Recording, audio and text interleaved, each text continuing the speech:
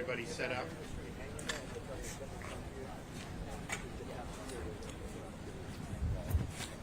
Good morning. I'm here with Kevin Guthrie, our DEM Director, General John Haas, Adjutant General, Florida National Guard, and then Jeff Bayard, Vice President of Operations for Team Rubicon. We've also got legislators. I saw Senator Hooper. I saw Senator Burgess, and I can't believe they let Senator Angolia here, but they did, so he's here as well. And I know we have some other local officials, so I want to thank them for all their hard work.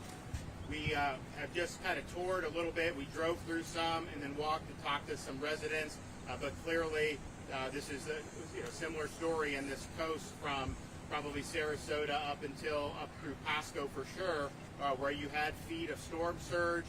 That caused a lot of these homes to flood, and that's going to require a lot of work, obviously, to get people back on their feet. We also, yesterday, were able to tour some of the areas that were ground zero for where the eye of the hurricane went up in Taylor County. We also recently in Cedar Key and Levy County.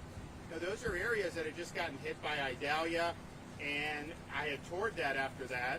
And the thing is, and Idalia was a major hurricane, but you had homes that didn't even have major damage with Idalia. Some of those homes were totally destroyed. I mean, it was really, really catastrophic to see that. There's going to be a lot that needs to be done in that area. And then, of course, here, there's a lot that could be done. But I do want to thank, I know we have the sheriff here. I want to thank everybody who worked hard when you had a lot of very fast-moving water, a lot of perils. We're able to go in and help off a lot of people. I think our hundreds of rescues, I know state agencies were assisting and then also doing their own, but this was really, really good work. So thank you guys for doing that. And I know a lot of these guys, including the sheriff, they have all problems with their residences, and yet they're out here helping their fellow citizens. So thank you for doing that. So we are here in Pasco. I know the county has some of the points of distribution set up. We're also willing to do that in the state. We've got 34 points of distribution that are now set up across the state in various counties, being done by the Florida National Guard.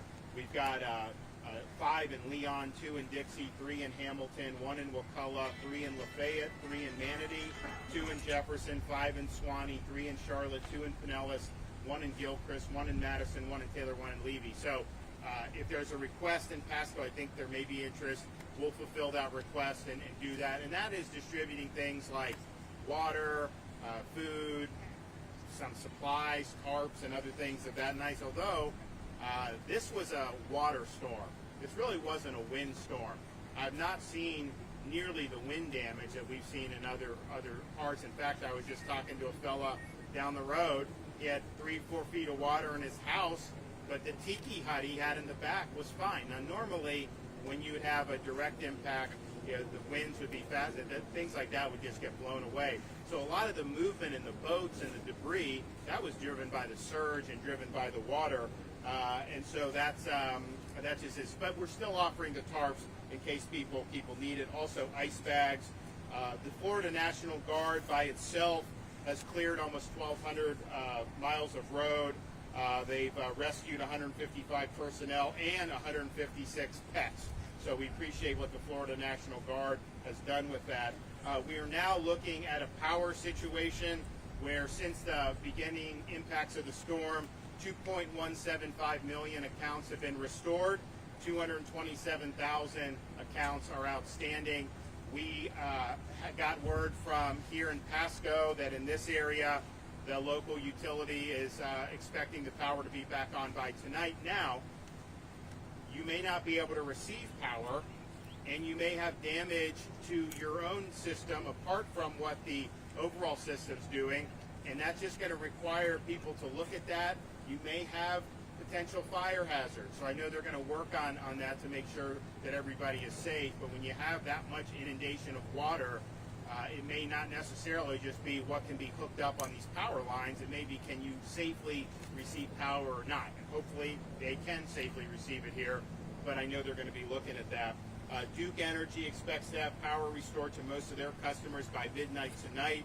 So of the 227,000, we have about 112,000 that are Duke accounts. Most of those are the Pinellas County area that also got hit hard, and so we expect that to be back on very, very quickly.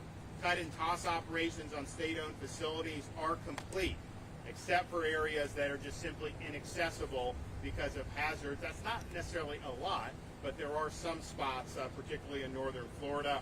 So the work started 3 a.m. on Thursday morning, and they've now cleared 12,200 miles of roadway, and we've had 2,100 members of Florida Department of Transportation working since the storm hit on recovery efforts. All the interstates were cleared very quickly. They did all the bridges and made the inspections there. All the causeways in the greater Tampa Bay area. Some of them had damage. I think 3 of the 4 had damage, so they were able to do that and get those open very quickly. We are now about 9,000 traffic signals statewide that were reviewed, and there are 80 signals in areas directly impacted by Helene that are not operational. So almost every traffic signal is back. And remember, traffic signals out, you treat it like a 4-way stop. And so you go, you do, and I know it can be frustrating, but there are very few signals that are out. But those that are out, please be safe in terms of what you're doing with that. All our airports are open and ready to go. Now, in Pasco, we've been able to fulfill a lot of requests so far. We facilitated water rescue assistance with Florida Fish and Wildlife. We facilitated high water vehicle requests due to 9/11 backups, 911 backups, delivered 2 truckloads of 20 pallets of drinking water, as well as 11,520 individuals worth of food MREs. We also delivered a generator for employee shelter and repaired traffic lights at the US 19 intersection. We're also mobilizing additional missions to Pasco County. Comfort station with bathrooms, showers, laundry facilities, and a charging station. And then we've also we're going to help set up a temporary fire station as the Pasco County Fire Rescue Station 19 was inundated with storm surge. The interesting thing about the storm surge, we talked about these Tiger dams, these flood protection devices, and those were distributed based on who requested them in different parts of the state. And I think the result was every place that did that, either protecting a critical asset or something like a fire station, either had no flooding or dramatically reduced impacts from the storm surge. We did one Tiger dammed a fire station in Tampa, and it was fine. But we Tiger dammed some other places in there. So those are things that's an asset that the state has for emergency response, and hopefully we don't have any more events this hurricane season, but to the extent we do, or certainly in the future, these are things that we want to be helpful with and we want people to be able to utilize. The fire station that we'll do that's temporary will include bunking, bathroom, shower, kitchen, washer, dryer, wraparound service for fuel generators, water, and gray water removal. So we're glad that that's being done. Now, as you see, there's been damage to homes. It's not just in this area. You see that up and down the coast. So what do you do in that situation? Well, the state's collaborating with county emergency management partners to open recovery shelters through the impacted area so that you can be connected to resources and assistance teams to assist with finding solutions, particularly over the short term. Now, we have a program called State Housing Initiatives Partnership, and if your home sustained damage as a result of storm, your local SHIP program office may have recovery assistance available to help with temporary lodging, rental assistance, debris removal, and or home repairs. So these are state funds that are allocated annually to local governments in all 67 Florida counties to assist with housing needs.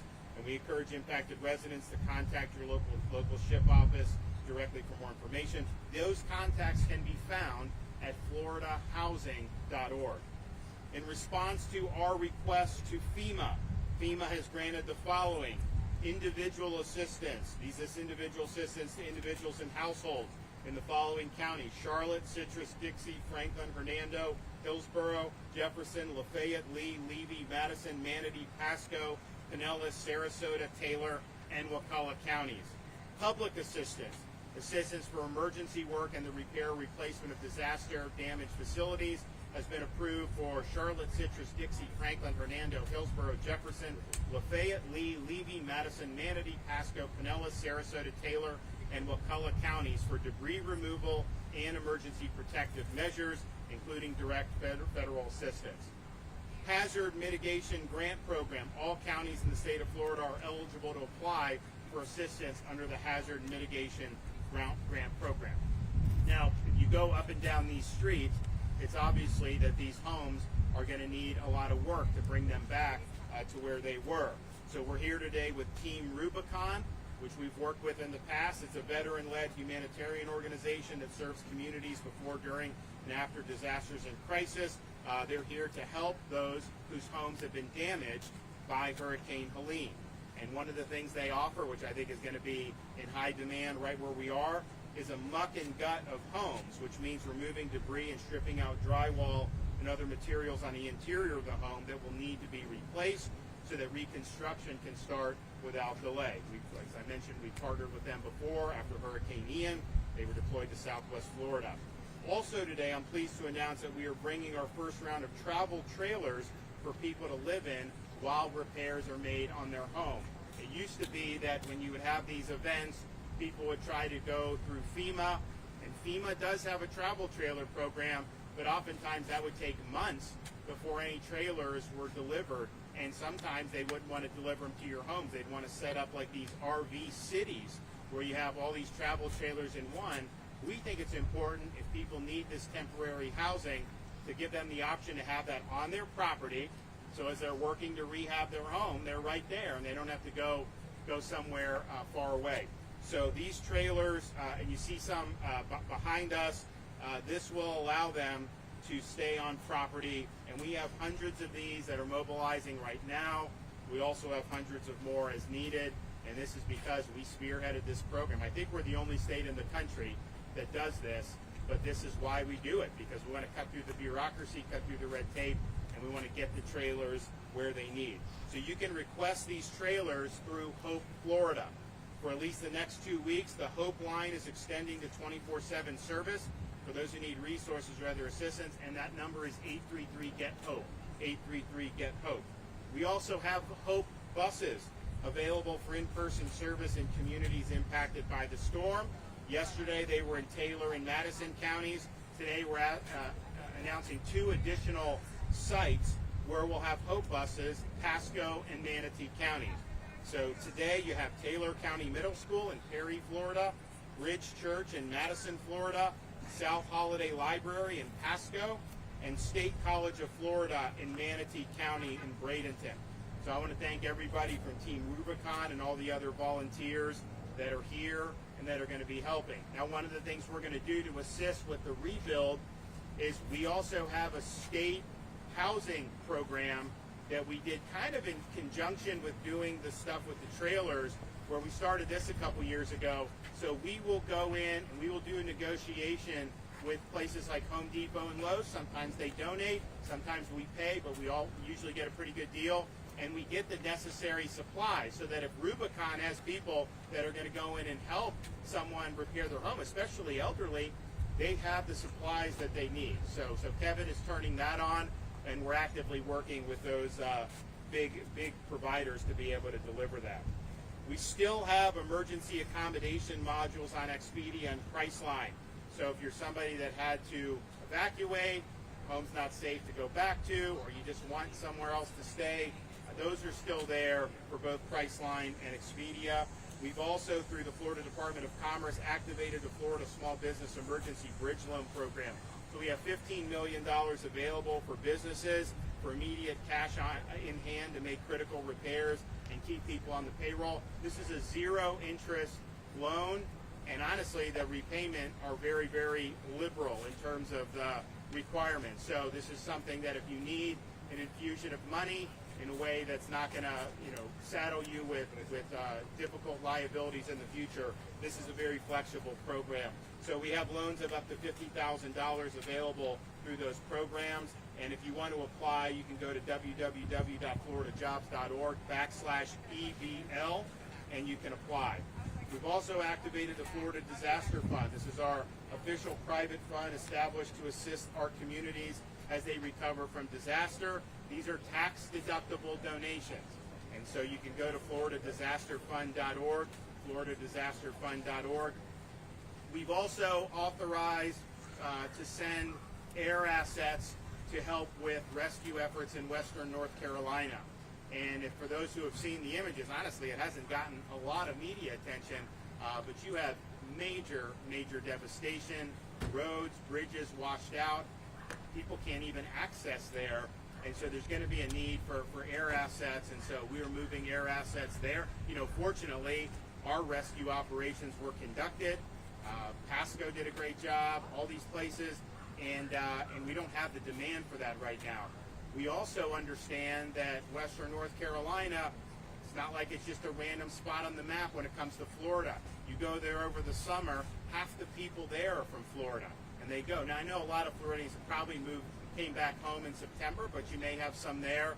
So we will be putting out some information where if you do have Floridians that are stranded, just like we did with Israel, just like we did with Haiti, we're willing to mobilize resources to be able to bring you to safety. It's a very difficult situation there, and in parts of Tennessee as well, but certainly western North Carolina, keep those folks in your thoughts and prayers. And so we're sending some help.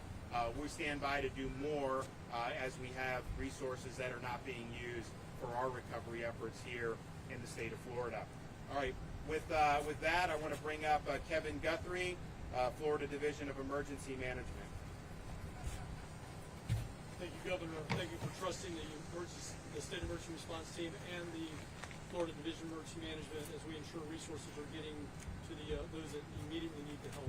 As of this morning, the State Emergency Response Team has completed over 800 missions and is actively fulfilling an additional 1,700 in support of response to Helene. Urban search and rescue teams are wrapping up the work on search and rescue operations across the state. As the Governor just mentioned, we're going to start releasing those to start helping out in North Carolina if needed. If you need reunification with a loved one, I want to encourage you to call the Red Cross. They do that very well. Make sure you call 1-800-RED-CROSS. That's 1-800-733-2767.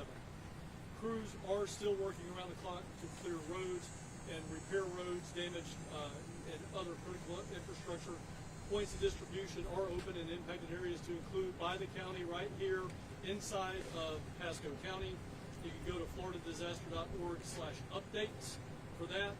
The state is collaborating with our county emergency management partners to transition sheltering out of schools so that we can get the schools open back up this next week for the impacted area to connect, and we're going to connect survivors with resources that will assist them in finding solutions. Now that we have received the federal declaration that the Governor has mentioned, individual assistance, including right here in the greater Tampa Bay meteor market, are eligible. You heard the Governor announce those earlier today. Since that is turned on, FEMA will be making the following available. Displacement assistance. Funds are available to cover 2 weeks worth of interim housing expenses, such as staying in a hotel, an Airbnb, or with friends and family. You need to keep all of your receipts. Rental assistance. After displacement assistance is exhausted, individuals with continuing disaster housing needs can notify FEMA that they are in need of rental assistance. This is paid out on a month-to-month basis for up to 18 months. Home repair and replacement assistance. FEMA provides financial assistance for homeowners to cover the cost of home repairs up to $42,500 if they qualify. One example is if it's a second home, you will not qualify. That's just one example of an automatic delineator there. Small Business Administration, the SBA provides low interest loans up to $500,000 to cover most home repair costs. As soon as these resources are available, we will share them everywhere and with everyone. You can apply for individual assistance right now by going to disasterassistance.gov. Again, that's disasterassistance.gov. You can do that on the FEMA app, or you can call 1-800-621-3362. If you need volunteer resources, visit our Helene resource page for a complete list, including hotlines for groups conducting lookouts, tarping, and debris removal. There are many other teams, including Team Rubicon, that are available for this statewide. Crisis cleanup is activated and can take your calls now. Don't let scammers come around and try to take advantage of you. I know the sheriff has deputies posted everywhere looking for this, but again, it takes all of us to look out for all of us. So if you see somebody that's sketchy doing something they shouldn't do, they can't provide you some type of license or anything of that nature, call the sheriff's office, immediately report that. I know Chris, or Sheriff Nocco, sorry about that, sir, Chris. I know Sheriff Nocco will be more than happy to come and show them his fine hotel accommodations. You can always verify contractors' licenses by visiting myfloridalicense.com and report any unlicensed activity to 866-532-1440. If you receive damage to your home, take pictures before you clean up. Make sure you're getting pictures of high water marks. In this area, they all look to be about 4 to 5 feet high. Go ahead and make sure you take pictures of that. I want to drill into something the governor said on the ability to receive power. All right, I know Pasco County Emergency Management is here on site. He's right over here off camera. Andy Foss is the unit director. The Pasco County Fire Rescue will most likely need to do an electrical inspection to make sure that it can be turned back on. The last thing we want to do is energize to your house and then your house catch on fire. So that will need to happen, all right? And you can get in touch with Pasco County Emergency Management, Pasco County Fire to see what the plan is for doing that here inside of Pasco County. We're having that same issue all the way up and down the coast.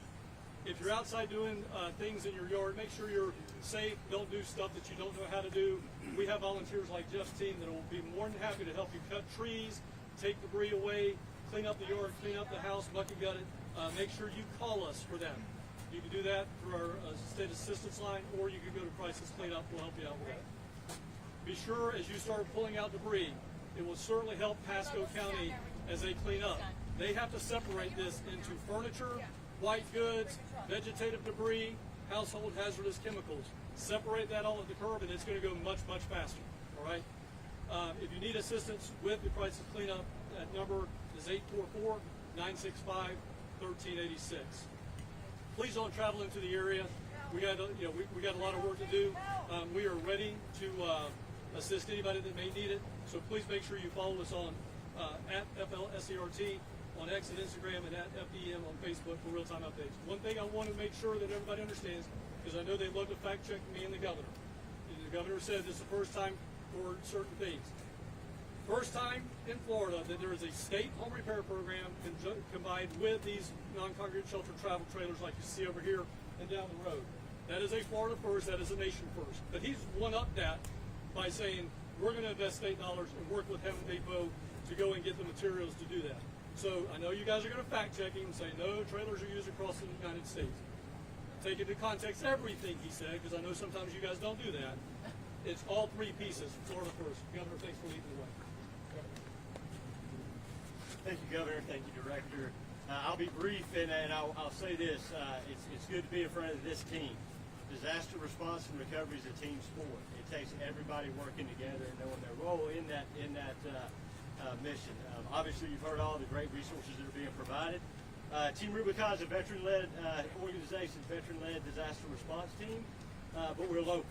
We have thousands of Florida gray shirts that are going to be notified and understanding where we're going to set up. That's our mission today, is finding a place to house our gray shirts so that we can get to work. Crisis cleanup is the best way to get our services, and I'll say this, it's not just Team Rubicon. We'll have many volunteer organizations in the area, and we're all partners here. It's one team, one fight. We're happy to be on that team. Okay. Well, we appreciate Team Rubicon. We appreciate all the other groups that are descending here, and honestly, they're going to be definitely going to need to be in other parts of the country as well, just because there's really significant damage when you get into those mountain regions, places like North Carolina. But I want to thank everyone who's been working hard. Lot of work to do, but I think everybody's pulling in the right direction. Okay, with that, take some questions. Anybody? With how much of the state was impacted, are resources spread pretty thin, or how are you guys spreading the resources? We have adequate resources. I mean, you know what, Kevin, whenever we see these things, there's a preparation, there's a mobilization. Clearly on the rescue, that mission has been accomplished effectively. I mean, I don't know that there's any active requests out there for that like there is in, say, Western North Carolina. So that's why we're pushing some assets up there to be able to help folks. And then in terms of all the different pods, we've got 34 pods around the state. But some of the areas are going to need those pods more than others. We'll bring, Pasco's got some county, we'll help with that. But you also have a lot of things very close by that are open, the supermarkets and stuff. That's not necessarily true in some of the more rural parts that really got whacked as well. So we'll see the pod situation, what the demand is going forward. But we've surged pods. I think we got the pods open within 48 hours of the storm, or We actually had 3 open up in Levy County within 24. within 24. It used to be you wait 5 days. People are supposed to be on their own for 5 days, and then there'd be a pod, and we've kind of moved that up. So yes, you have all that. I think a lot of what it's going to be, and most of the infrastructure we have, there was some minor damage here or there. That's been that. I was in Bradenton Beach yesterday. We've got that stretch of road from basically Anna Maria Island down to Longboat Key, and we're going to fix that. We're accelerating that to be able to do, but I have not seen the same level of bridge damage and stuff that you see in Western North Carolina. So that makes it much better because we've got a couple things to remedy, but then it's mostly going to be the homes and the businesses and fixing that. And that's a variety of ways you do that. So in terms of the infrastructure, we want to get fixed what's outstanding. We got a lot of our stuff came through okay, surprisingly, I think, in some respects. And then there's going to be others, but that's definitely going to continue to be a priority. So as soon as the storm upended parts of the road down in Bradenton, we did an emergency contract. We got FDOT, we got private contractors there working. There's a number of different places along a multiple mile stretch that need help, and they're going to do it. So in that sense, I think that's all that's manageable. But the homes here, homes in the Pinellas Barrier Islands, in the Bradenton, Sarasota Barrier Islands, clearly had a lot of storm surge. And then as you go into the Big Bend, you had surge that just completely wiped out some of these homes. Really destruction that you saw. Some that were way up and concrete beams, some of them made it. But any of the stuff that was a little lower lying or had wood, it was really difficult. You want to address concerns with the community. A lot of them are worried about the possibility of another hurricane coming towards the end of the year. Well, we have those concerns too. Now, it's too early to know whether there is going to be something that impacts us, but there is a potential for development right now in a similar area to where Helene developed. And so we'll just keep monitoring that, but people should just know that's out there. It's nothing to necessarily get scared about, because there's nothing that we can do to prevent it. It's either going to happen or it's not. It might form and go west. There's a lot of models. Are the models, a lot of them still saying west? Yeah. What's that? Oh, yeah. So, some of the models have it going towards Louisiana, Texas. Some have it going more east. We just don't know. We'll see. But know it's out there. Understand that this is something that could potentially have some level of impacts. And the thing is, here, if there's even moderate impacts, when you're already going through this, that's going to exacerbate. So Kevin and I have told the local folks here, they're going to work on the debris removal. I think it's really important that we move forward on that. So they're doing that. They've got contracts, but to the extent we can be helpful with any of our assets, we want to be helpful to get this debris. Because even if you had a fraction of the surge you had for Helene come with another storm this season, this debris out there, that debris is going to go everywhere. It's going to create hazards, and it's going to make it more difficult for us to recover here. So people should just know that there is a possibility. It's too soon to know for sure, but it is not without the realm of possibility. So preparation is key. A lot of people did take the preparation seriously. If you look at the number of confirmed fatalities in Florida, we unfortunately did have some, but I think that a lot of people got out of Dodge, particularly in the area where the storm made landfall. I think almost everyone got out. They have no confirmed fatality where it made landfall in Taylor County, even though so many of the things were obliterated. So I think the messaging was strong. I know folks like Sheriff Naco were in there working with residents, and then when the storm was here and people needed help, they went in and they helped them. That was a very, very rapid response. and they deserve a lot of credit. You know, there's still active rescue and recovery efforts in places like Western North Carolina now, because you can't get emergency vehicles in. So it's a really dicey situation. That's one of the reasons we sent some air assets. We're not actively in need of any of that right now, thankfully. So we're sending. We also will probably send some Starlink internet if they need it, because we've got a lot of these devices. We've deployed some, but fortunately, I think the telecommunications and the internet situation fared better than it did in previous storms like Ian. So have we deployed any Starlink yet, or how many? Yes, sir. We've been deploying Starlinks all 67 counties out there. Just in case they lost communications over that. So, Yeah, so, you know, I think that clearly all 67 counties are not using Starlink, just given the course of the storm was. So there's a lot of different things. But we're going to do whatever we need to do to help folks here. If we have additional resources that are not being used, that can be used to help folks, particularly given the fact that there's probably some Floridians there, we want to be helpful, and we are going to be putting out something where if there are Floridians that are caught in any part of Feline's path, even if they're outside our state boundaries, if we can be helpful and bringing them to safety, just like we did in Israel, just like we did in Haiti, we want to do that. Okay, we're going to be heading up to Dixie County, and we will be back shortly, though. Thank you.